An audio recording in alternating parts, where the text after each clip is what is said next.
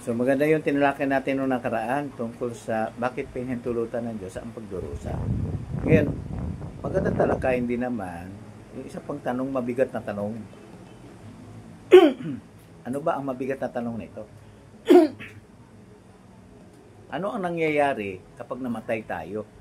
Maraming tao ang nagtatanong niyan, ano ba talaga ang nangyayari kapag namatay ang isang tao?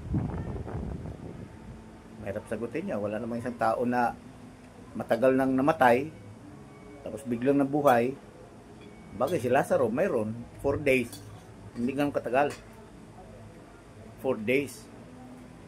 Pero anong nangyayari kapag namatay tayo? No. Well, kapag namatayan tayo ng mahal sa buhay, baka naisip din natin ang ganitong tanong. Ano ang nangyayari kapag namatay ang isang tao?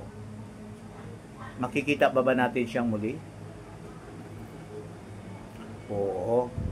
Gusto nating malaman ang sagot sa tanong na yan. Di alamin natin ang tanong kung ano ang nangyari kapag namatay ng tao. Nung si Jesus nasa lupa, ikinumpara niya ang kamatayan sa pagtulog. Liwanag yan sa Juan 11:11. Nasabi niya si Lazaro na ating kaibigan ay natutulog. Pupunta siya para gisingin. At doon sa, dahil hindi alam ng mga alagay, ano, sabihin special naman, may tagagising pa sa Jesus. Kalaylayo naman noon, Bethsaida. So,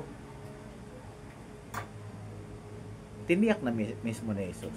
Tuwira na sinabi sa 11:14, si Lazaro ay patay na.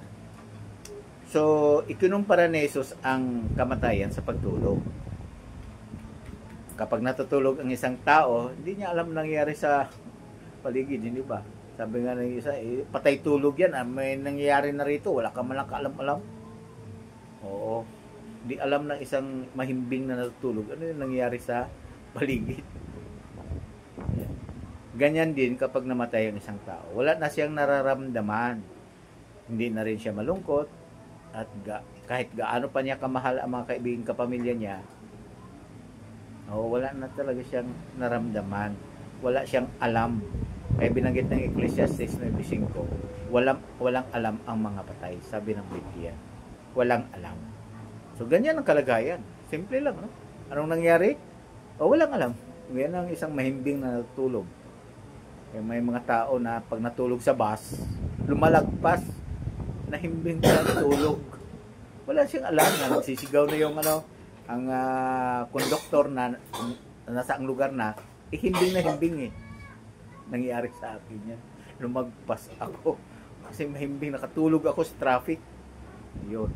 So, ganyan ang walang alam ang mga patay. Gaya na isang natutulog na mahimbing, walang alam.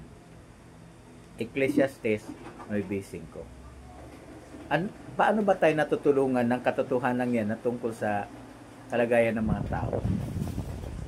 Well, sa ngayon maraming tao ang takot.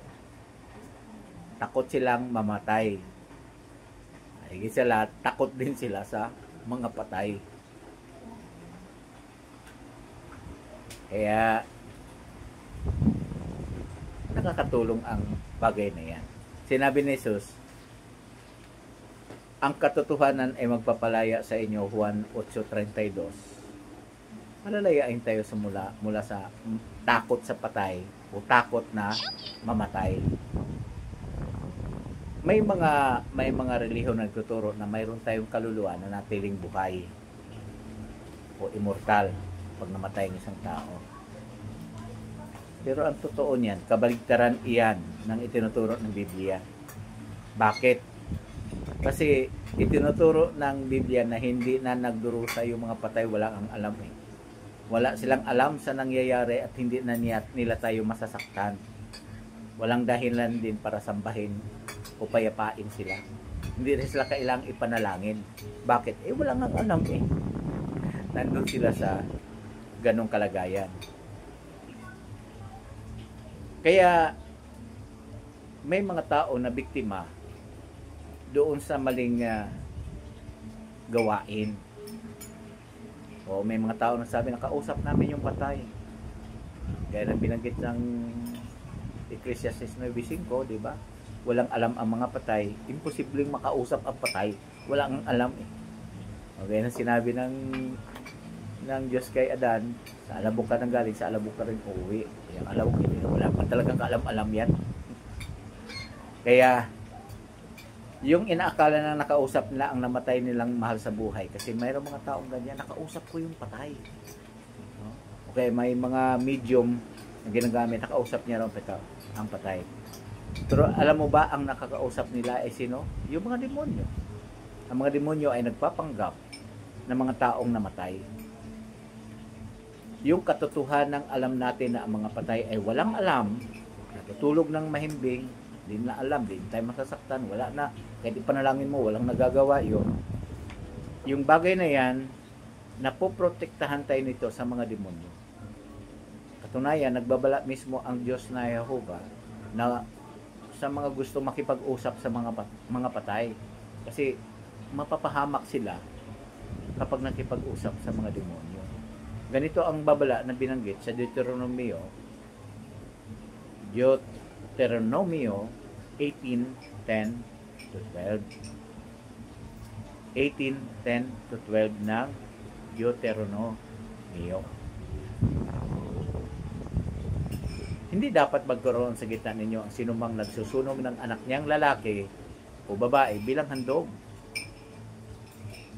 Manghuhula, mahiko, naghanap ng tanda, mangkukulam, nanggagayuma, kumukonsulta sa espiritista, o nakikipag-usap sa patay. Huwag daw. Babala ng Diyos, huwag. Dahil kasuklam-suklam kay Jehovah ang lahat ng gumagawa ng mga ito, at itinataboy sila ng Diyos niyong si Jehovah mula sa harap ninyo dahil sa kasuklam-suklam ng mga gawain. Nasusuklam ang Diyos. Bakit? Kapag nakipag-usap ng isa sa patay, kasi ang kinakausap talaga nila, demonyo. Sipin mo lang yan. Kaya huwag niyong tangkaing makipag-usap sa mga patay o kaya pupunta kayo sa mga espiritista kasi maliwanag na sinabi ng Biblia yan. At sino nagsabi niyan? Ang Diyos. Alam ng Diyos ito eh. Kaya sinabi niya yan, babala, kasi ipapahamak tayo ng demonyo kung gagawin natin yan. Kaya ang babala ng Biblia. Kaya nakita natin na ang mga patay o walang nalalamang anuman. Okay. At maliban sa walang alam, simple lang ang pagka-describe ng Biblia tungkol sa mga patay. Ecclesiastes 3:20. 3:20 ng Ecclesiastes. Anong sinabi? Iisa lang ang kapupuntahan ng lahat. Hayop, tao. Iisa lang kapupuntahan ng lahat. Lahat sila ay galing sa alabok. Lahat sila ay galing sa alabok. At lahat sila babalik sa alabok. Kaya walang alam nga ang mga patay kasi nasa alabok na, parang alabok na. Alabok naman talaga na. Natutunaw eh. Ang katawan ng patay. Kaya wala silang alam, sabi ng Biblia. Kaya, yan ang nangyari kapag namatay ang isang tao. Babalik siya sa alabok at wala na siyang alam.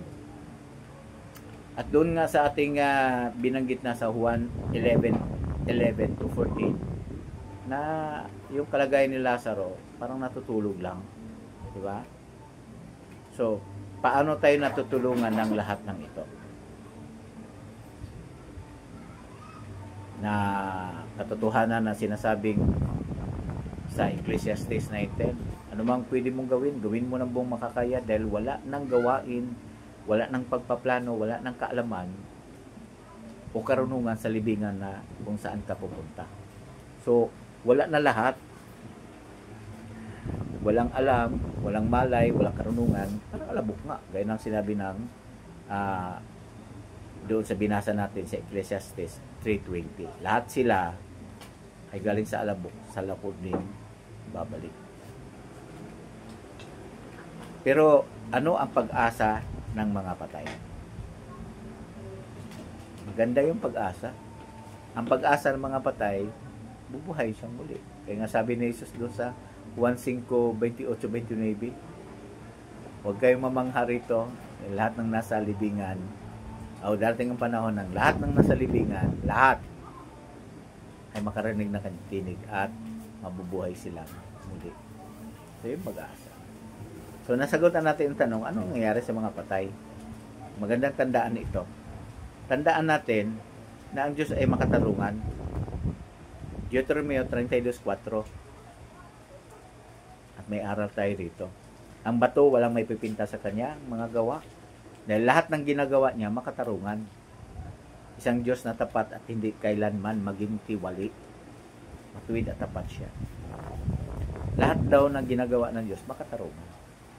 Kaya hindi makatarungan, kundi nabubuhay mga patay. Ginusto ba natin maging imperfect? Ginusto ba natin maging di sakdal? Pinili ba natin ito na sumuhay sa Diyos? Kaya naging imperfect tayo. Hindi. Minana lang yan natin. Di makatarungan sa Diyos.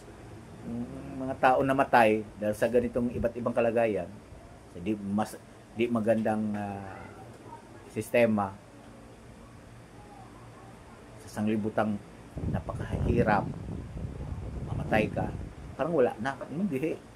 Makatarungan ng Diyos. Lahat daw ng ginagawa niya, makatarungan. Kaya tinitiyak niya, bubuhayin muli ang mga patay. May pag-asa talaga, hindi yung namatay na, wala na.